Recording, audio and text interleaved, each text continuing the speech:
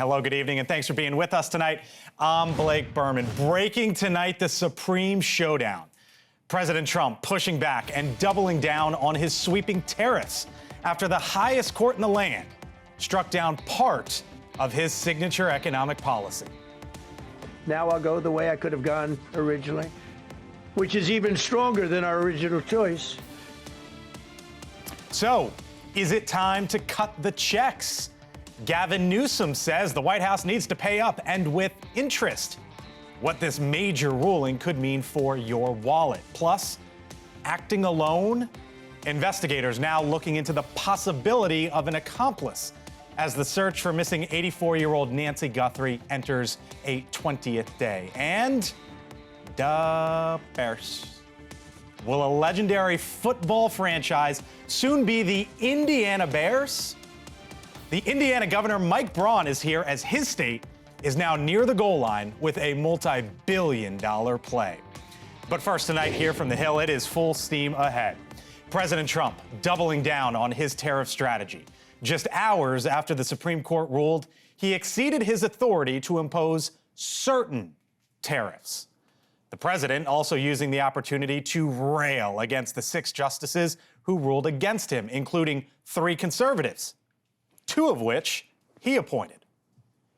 I'm ashamed of certain members of the court. They also are a, frankly, disgrace to our nation, those justices. Their decision's incorrect, but it doesn't matter because we have very powerful alternatives. The Supreme Court still kept in place vast powers for the president to issue tariffs. What the court did not rule on, though, was how to handle refunds for the chunk now deemed to be illegal. Justice Brett Kavanaugh writing that process is, quote, likely going to be a mess.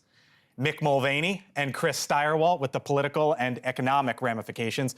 Republican Congressman Dan Newhouse joins me in a moment as well, but we begin tonight with our Libby Dean over at the White House. And Libby, the president used this decision to say basically, yes, he's limited on some fronts, but he said he still has the power to issue tariffs and he is not stopping. Yeah, Blake, and that decision from the Supreme Court, I mean, it's a big blow to President Trump's agenda. But today, what we heard in that impromptu press conference, he spun this as a positive and actually vowed to keep pursuing those tariffs despite the Supreme Court's ruling. Let's take a listen.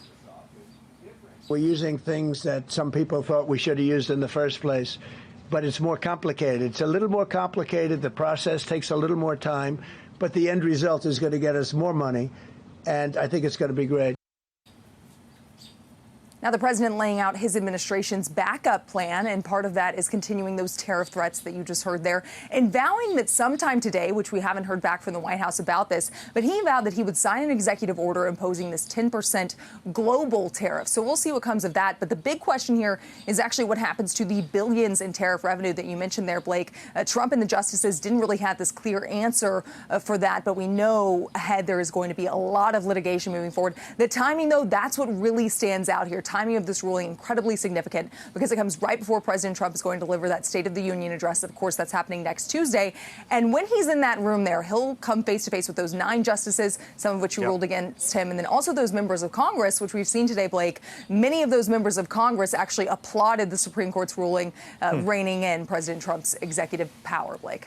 Libby Dean, live on the North Lawn for us tonight. Libby, thank you. All right, let's bring in Republican Congressman Dan Newhouse of Washington, sits on the Appropriation and Agriculture Committees. Congressman, thanks for being with us. I wanted to hear from your perspective because not only are you a Republican member of Congress, you ran the ag department there in Washington State. You own a farm, and you also just voted to rebuke the president on his Canada tariff. So that's some of your background here.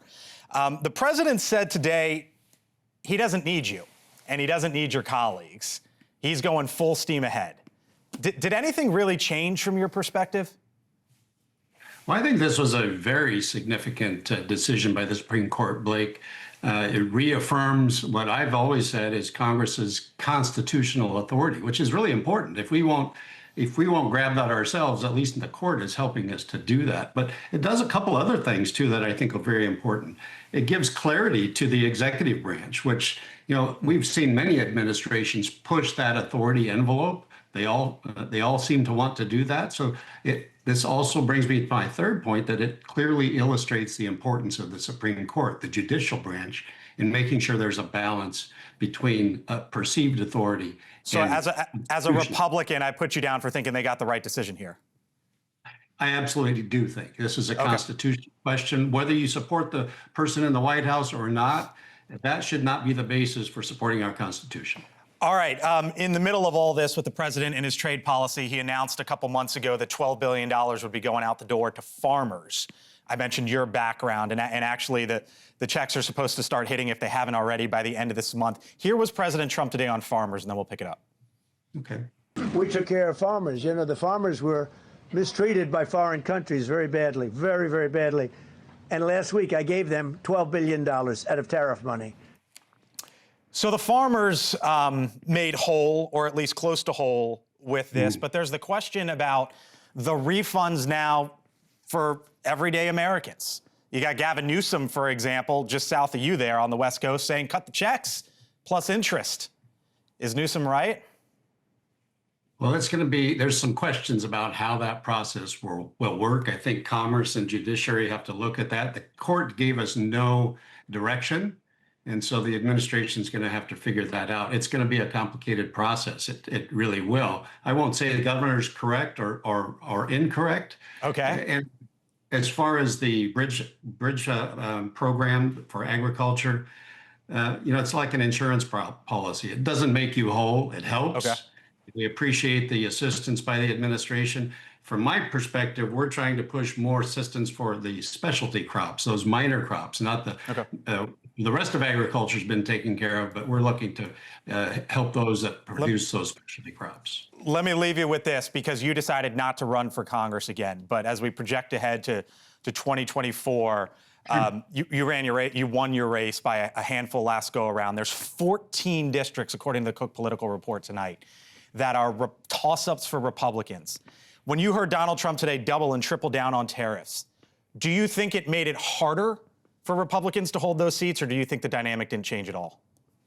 I think that's still something that's going to play out. The president has logged some pretty insignificant successes, and we're going to see some more trade deals announced in the very near future. And I support his efforts to level that playing field. We have been struggling against some of the import duties that other countries impose on the United States. So it's very important for us as exporting most of our products to have that level playing field. So I applaud the president in that effort. Now we have clarity as who has authority on these tariffs. All right, applauding the president, applauding the Supreme Court, giving you both sides there. Republican Washington, Dan Newhouse with us tonight. Thank you, sir. Enjoy the weekend. Mick Mulvaney, NewsNation economic and political contributor, former Trump White House chief of staff, with us from our Concord Public Bureau tonight. And Chris Steyerwalt, host of the Hill Sunday, senior fellow at the American Enterprise Institute. Gentlemen, hello. Happy Friday on what is a big day. Mick, let me start with you, because there were like a few outcomes that could have played out. And this was one of them, right? So it's not like the White House was totally shocked. Oh my gosh, what do we do next? Put on the old chief of staff hat. I see the Key West hat behind you, but put on the chief of staff hat. What's going on in the White House now as they say, okay, this is the lay of the land? How are they plotting things going forward? So we're going to know that in the next couple of days, Blake, because here's the real issue. Did they do the preparatory work just in case this happened? Or do they just sort of blindly go on thinking they were going to win this case? That's, by the way, you would think that it makes sense to just do contingency plans and start to get ready for a bad decision, but that's not how Donald Trump works. He always assumes things are going to work out for the best. So we will know when we find out how long it takes them to put into place these plan Bs and plan Cs. The president's absolutely right. He's got a lot of other options available to him. They are slower. They are more cumbersome in terms of what they can do. Some stuff is actually kind of quick. There's a Section 122 tariff. They might be able to put 15% tariffs on for 150 days across the board. Right. But if they do that next week, that tells us that they were prepared for this. If it takes them several months to do that, then that means they sort of got caught flat-footed. Chris, I'm looking at the effective tax rate, and it's over 10%, give or take 10%, call it. And remember when Donald Trump held the sign up on quote-unquote Liberation Day on April 1st, and we saw 20s, 30s, 40s, higher than that. It actually turned out to be not even close to that, right, at 10%. And that's obviously a jump, a 4X jump, a big jump. But now that we have some sort of certainty on what the president can or cannot do, how significant was today in your eyes? Well, look, one of the most significant things in this is the president said a lot of things. He was very upset today, and he said a lot of things at great length about people and their families and all that stuff. You know what he didn't say is that there was any hint that he would not comply with the duly entered order. He said maybe they were manipulated by the Chinese. Maybe they're terrible people.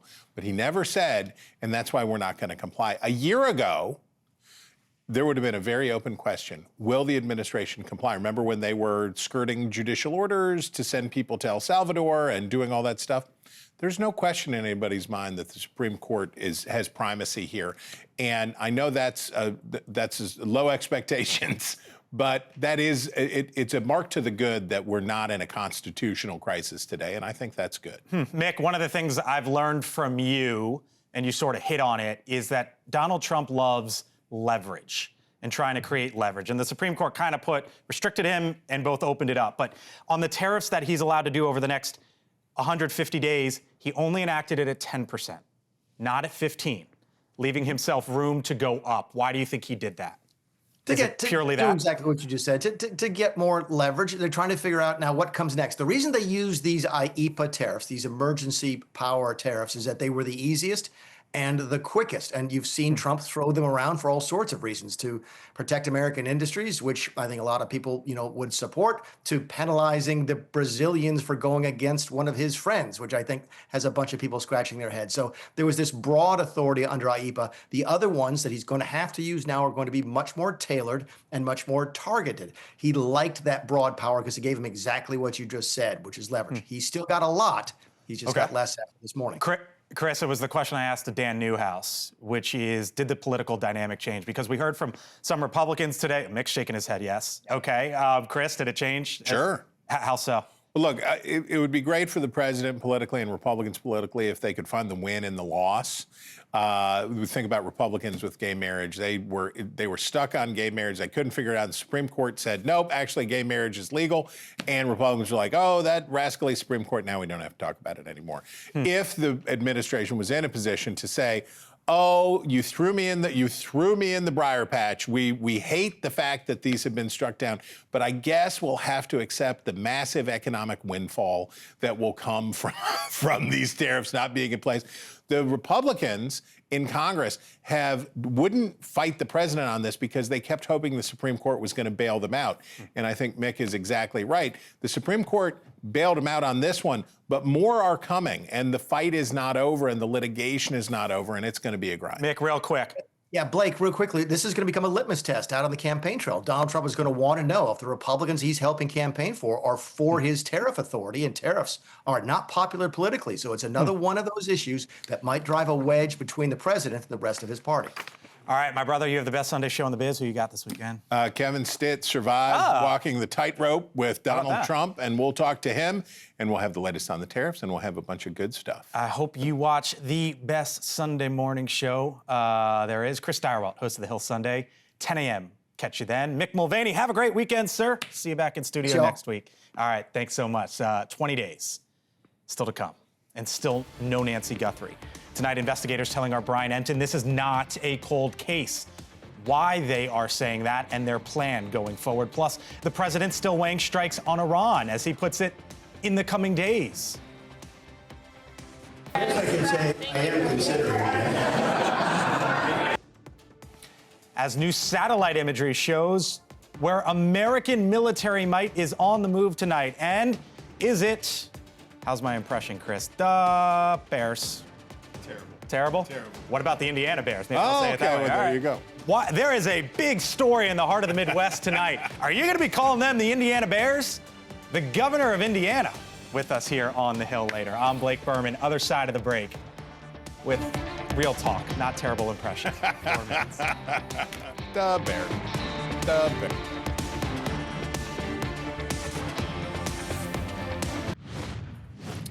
It is now day 20 in the search for Nancy Guthrie, and at this hour, 4:20 out there in Tucson, Arizona tonight, investigators are following up on thousands of tips that have poured in and are carefully reviewing surveillance video. they've received from neighbors. And they continue to work on DNA analysis that they say is a lengthy process. This is, we are also learning that they are looking into the possibility that whoever took Nancy Guthrie might have had help. Tracy Walder, NewsNation national security contributor, former FBI agent, with us in a moment on where the investigation heads next. But first to our Brian Entin, live in Tucson tonight with what he's seeing there, Brian, on day 20 now. Yeah, hard to believe it's day 20, Blake. You mentioned all the tips coming in, thousands and thousands of tips. There are so many that the sheriff's office here in Pima County is now urging people, if you just have an opinion or a thought about the case, please don't call and overwhelm our lines because there are just so many calls. The phones are literally ringing off the hook at their 911 center. They just put out a new update, and there was one line that I keyed in on. A lot of the stuff was repeated that we've known for the last couple of days, but they said investigators are not ruling out the possibility that more than one person may be involved, which is something we've heard the sheriff say before, but I thought it was interesting that they put it in their update today. And I've heard from people who have been following the case closely, law enforcement experts, who question, you see the person on the doorbell camera in the front. We've all seen those images, but is it possible that there are one or two other people around back, or could there have been a getaway driver very close by? Blake? Tracy, what do you make of what Brian's reporting there and sort of that change in language? Yeah, sure. I talked about this actually with Brian last night. I do think that there is absolutely a possibility that there could have been another person, another two people involved. And I think the critical key there will be in this suspect leaving the home with Nancy Guthrie, because if you think about it from that perspective, she's not necessarily mobile. So she would have most likely had to have been carried out, especially if she's being taken against her will. So then how did the suspect leave the scene? I don't think he could have gotten very far with her without a vehicle. So did someone drive the vehicle there? Were they waiting a few blocks away? Did he drive the vehicle himself? I think that's going to be really critical in this, and I would suspect someone drove it. Tracy, can you explain why you think genealogical DNA potentially unlocks this going forward? Well, there's been so much success recently, even if you just look at the Idaho case with using genealogical DNA. Obviously, we know now the DNA there was not a match in CODIS. Sometimes, well, a lot of times actually that does happen because if you haven't had your DNA entered, it's not going to come up. And so using that genealogical process really widens the net in terms of DNA that has been submitted into the system. They're going to have to get warrants to get into the big sites like Ancestry.com and 23andMe. They don't have opt-in for that. So it's going to take some time. Nobody knows that case better than Brian. And Brian, I wonder from your perspective if that's sort of the next key, the next possibility here that maybe could lead to massive movement. Yeah, I think so. I mean, as Tracy said, it's been very, very successful in the past, investigative genetic genealogy. And remember, with Kohberger, I know we keep focusing on day 20, and in some ways it feels like forever. And you think about what Savannah Guthrie and her family are going through. But with Kohberger, it was, I think, 48 days until they made an arrest. We're only at day 20 here. And that's partly because the investigative genetic genealogy took time. Right. They may find a distant relative, a third, fourth cousin, and then they have to work their way in backwards. Right. So it's a process. So while day 20 feels long, you think about Kohberger, almost 2 months. So I think we just have to be patient. Brian, can you show me that flower garden that you've been reporting on outside of her house? Yeah, I don't know. So there's a bunch of media. Can we pan over to the garden? I think that maybe the lights are blocking it, but we'll try to show you, Blake. It's gotten so big over the last really week. I mean, I think you can see it, right? You see all the flowers out there. Yeah. Then they're all yellow, and there's just people turning up, and they're leaving these really emotional notes. And I think people. Someone asked me today, why aren't more of Nancy's friends talking? She has a lot of friends in the neighborhood who want to talk off camera. I think people are trying to be respectful to the family. She's lived here since the 70s. She's loved here. And I think people are feeling more comfortable just kind of coming out and leaving these yellow flowers there to just show that they're thinking about her and the family. Indeed, indeed, indeed. Tracy Walder, thank you for the time, the perspective. Brian Entin out as well. Thank you, sir, in Tucson. Hope you don't miss Brian's special, the missing missing the Nancy Guthrie mystery that airs here on News Nation Saturday at 8 p.m. Brian will be answering your questions live. Scan the QR code on your screen there and send a question in to Brian. All right, still to come, the Trump administration cracking down after several deadly crashes by illegal immigrants driving trucks. The new rules for the road ahead, plus a deadly crash in a Nevada power substation. Was it reckless or something more? What the FBI is saying tonight.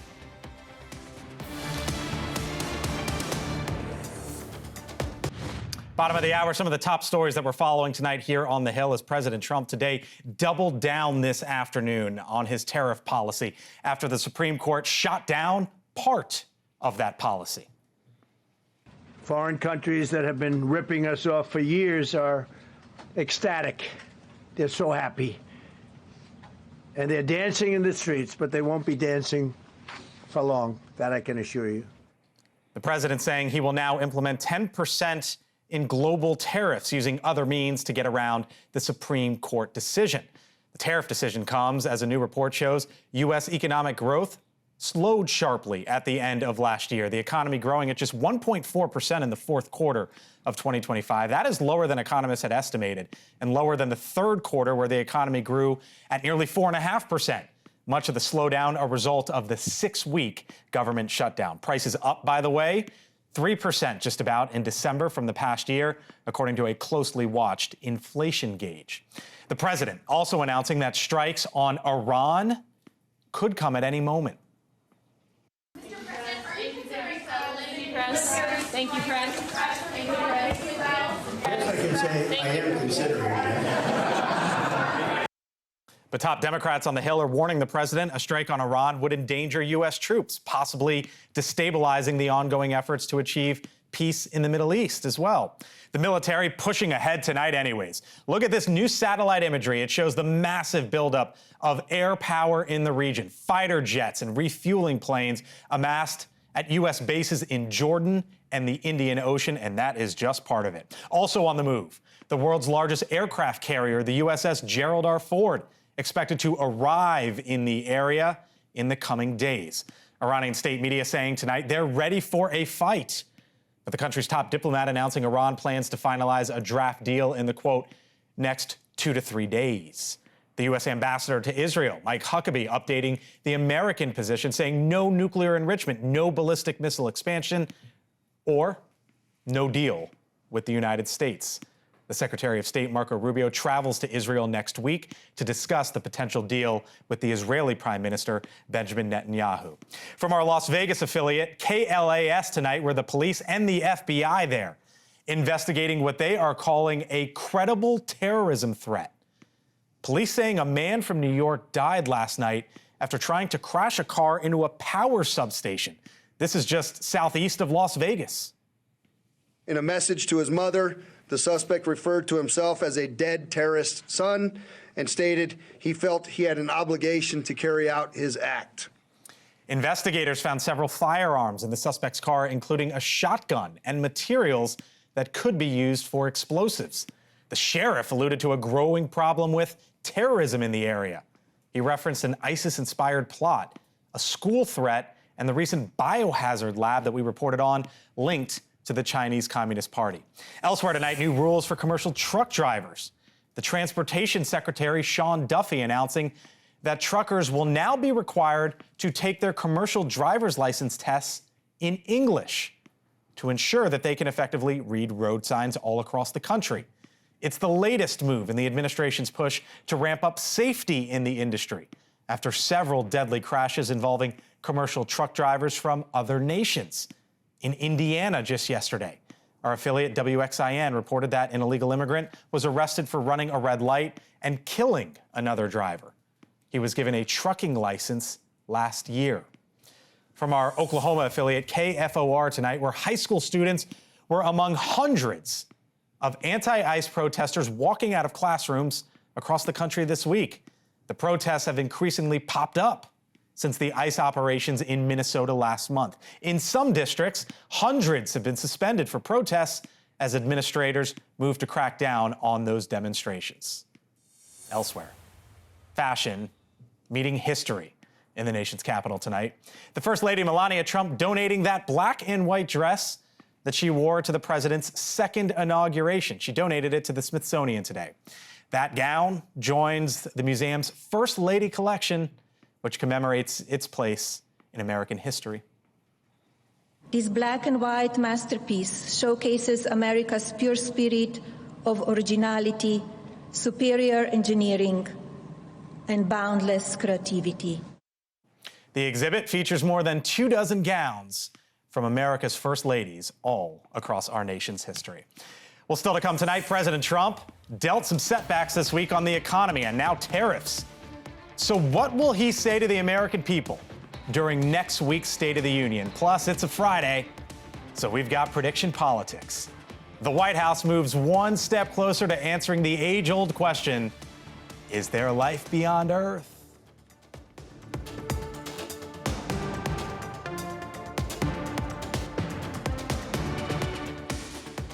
It's Brian Entin. I'm actually on the road right now. We're continuing to chase down leads in the Nancy Guthrie case. I wanted to tell you guys about a special that we're working on. I'm going to go over everything we know in the Nancy Guthrie case, and we're going to take your questions because I've been getting so many questions, emails, and direct messages, and they're really good ones. Some of them are things that I haven't even thought of. I'm also going to have a panel of experts who are in the know, and there's a lot that we haven't reported yet that we're going to get to on Saturday night. So Saturday night, 8 o'clock Eastern. I can do anything I want to do to them, but I can't charge any money. So I'm allowed to destroy the country, but I can't charge them a little fee. I see you, and I raise you 10%. That essentially was the response from President Trump today after the Supreme Court struck down part of his tariff policy.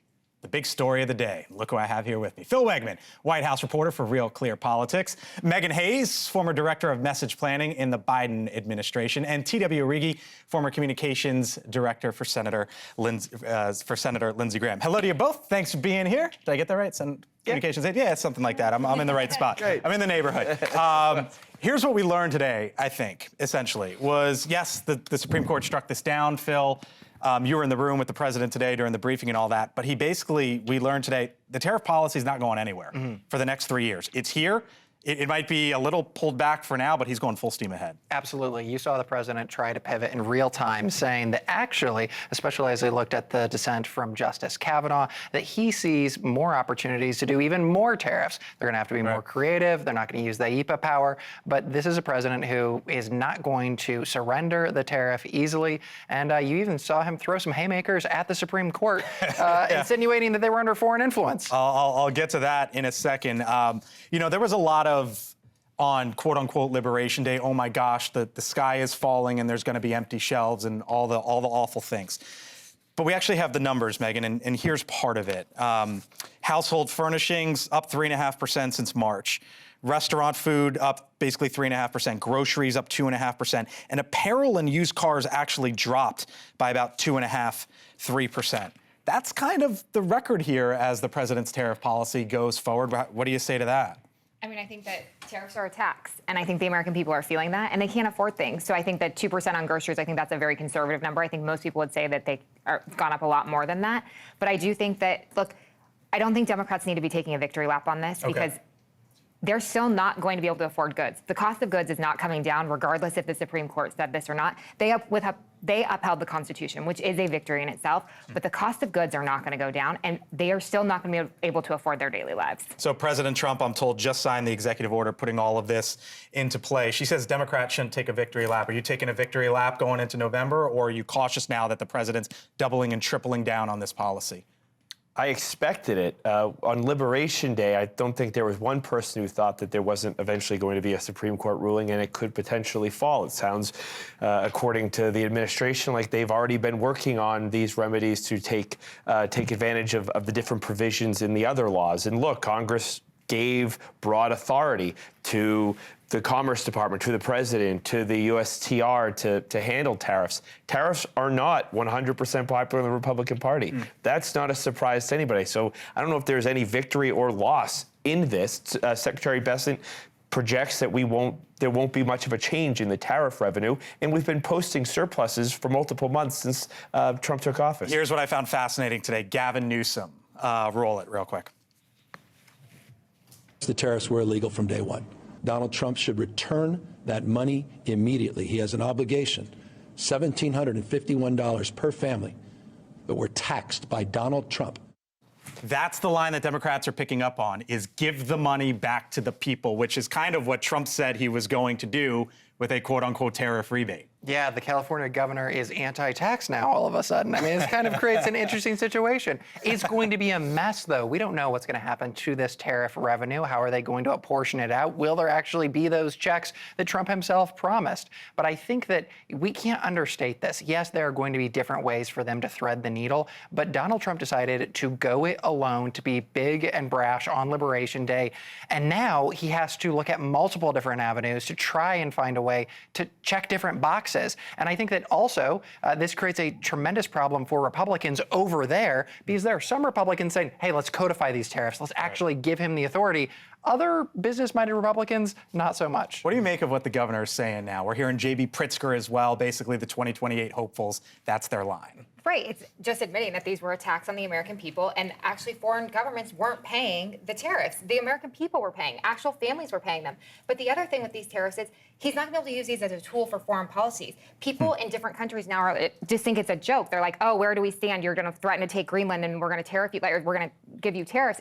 It's all very destabilizing to everyone, which just creates more chaos in our economy. How are you going to counteract that? Because it was kind of the argument that Trump was making a few months ago. Well, there's plenty to go after on Gavin Newsom. Forget Newsom for a second, because that's going to be the line from Democrats. You're going to hear it all across the spectrum. Yeah, but and everyone who's an opponent of tariffs forever, whether right or left, has always said it's a tax on the consumer. What Donald Trump is going to come back and say is he's going to point to different trade deals that we have come to agreements on. He pointed to India today and their decoupling from China. He's going to talk about manufacturing growth and the investments projects that are going to start here because we've forced companies to come back home. By the way, this was a cornerstone of J.D. Vance forever, who's railed against NAFTA and the deterioration of free trade that crushed communities like his in Ohio. And I think Trump and Vance and the rest of the team are going to go try to those Rust Belt places and say, hey, look, we are getting back what the government did to you. We're now trying to rectify it, and jobs are going to come back. There's going to be a fascinating scene Tuesday night. You were actually the first one earlier today. You posted about it, and it made me laugh for a second and think. Roll the video, because this is what happens every year during the State of the Union. The President of the United States, whoever they are, they're basically sitting feet away from the Supreme Court justices, and we're going to have this scene, Phil, of Donald Trump. Here you go. Shh. Is he going to shake Amy Coney Barrett's hand? He basically, taunted her and the other Republican. I don't know. Like, what's this going to be like? Yeah, and Donald Trump has actually been on a charm offensive with a lot of these Supreme Court justices. He values that photo shot, and he, knows the names of their children. He tries to be very familiar. But in this, after the court had given him such latitude for the first part of his second term, he came down hard on them. Yeah. When I asked him to clarify whether or not he thought that the Supreme Court had been influenced by, foreign actors, a claim that he had made, he said that some of the justices were influenced by sleazeballs and slimeballs. I mean, he's getting aggressive. He even said that Amy Coney Barrett and Gorsuch, that their family should be ashamed of them. It is Friday night. Little thing we do around here called political predictions, looking into the prediction markets and what they think is going to be happening with a bunch of stuff going on in the world. And one of them, of course, is the State of the Union address on Tuesday. Here's Prediction Politics, excuse me, that's the name. So here's what the betting markets are saying that the president will say at the State of the Union. Trillion, 94%, ballroom, 53%, Somalia, 46%, nuclear, 76%.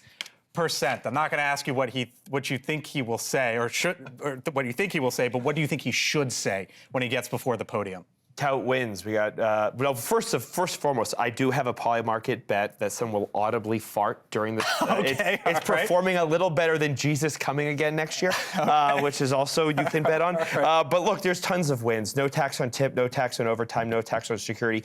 Greatly popular. Wages are outpacing inflation. Inflation is dropping like a stone. GDP is at the strongest we've seen in a very long time. Murders are at a historic low. Suicides are at a historic low. We have safety coming back. The southern border is shut down. Fentanyl. There's so much. Stay on message. What do you think? I know you're the other side of the aisle, but what do you think? He is not going to say any of that in any way that anybody would. That's what he should say. I'm telling. On your prediction market, 100% he's going to blame Joe Biden. Without question, he will blame Joe Biden. So I would put 100% on that. I think that he will just tell more more lies about how it's a Democratic hoax on affordability and he's exonerated from the Epstein files and continue on that same line of questions, I don't think he will treat the State of Union any different than he treats his campaign events. Had we not gotten tariffs today, the big story would have been the declassification, or at least the process from the Department of War, Phil, on identifying, as the president put it, identifying and releasing government files related to alien and extraterrestrial life. That process is coming, and there's a market out there. Will the U.S. confirm that aliens exist before 2027? You want to talk about headline news. You had not only the current president, but also former President Obama making news on this front. And I want to see what's in this. It would have been the biggest story in any other week. You had the current and former president talking aliens. I'm going to show you how much of not a political consultant I am. I think it would be much more interesting if Donald Trump just started declassifying in real time those alien documents during the State of the Union. All right, we'll leave it there. State of the Union address Tuesday night. We'll be here for it. TW, Megan, Phil, thank you all. Appreciate it. By the way, speaking of UFOs, since 1946, the National UFO Reporting Center has received, get this, more than 117,000 reports of UFOs nationwide. Well, still to come, the Chicago Bears. They are threatening to pack their bags and head to the Hoosier State. The man who runs that state, Governor Mike Braun, is he going to get the Bears in his backyard? He's with us. He'll tell us.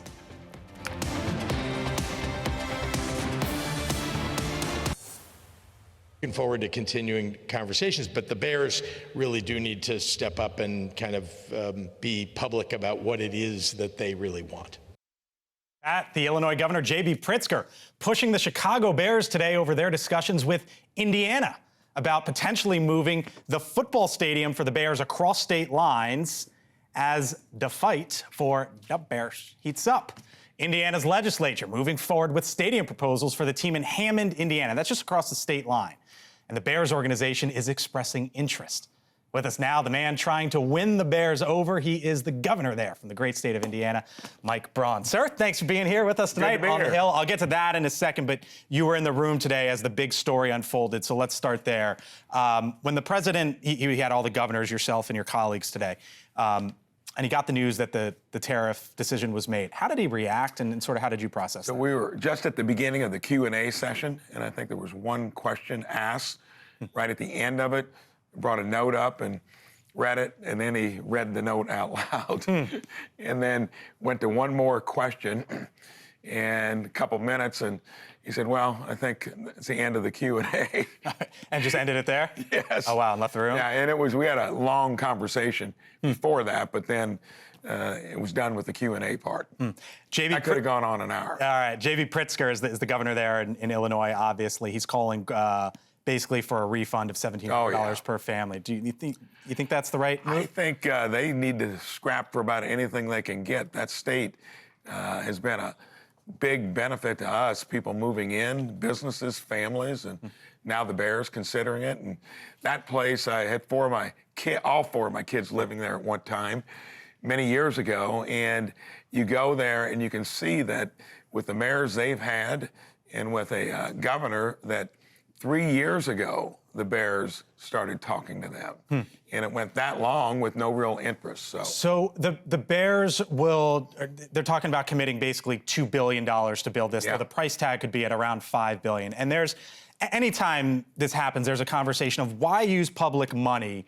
for sports teams and billionaire owners. What would you say to that argument of maybe the money could be better used elsewhere? You've got to calculate the ancillary economic benefits. And for that part of Indiana, which used to be one of the most vibrant due to the third largest economy, it's starting to rebuild itself. It got hurt when all the steel production left the country. So it's now coming back. Baltimore Colts many years ago did the same thing, and it's been a blessing for our state capital. And the biggest concentration of population outside of Indianapolis is right up there in the region. Do you think it's most people associate the Chicago Bears and Dick Butkus and all the history and the lore and the legend with Chicago.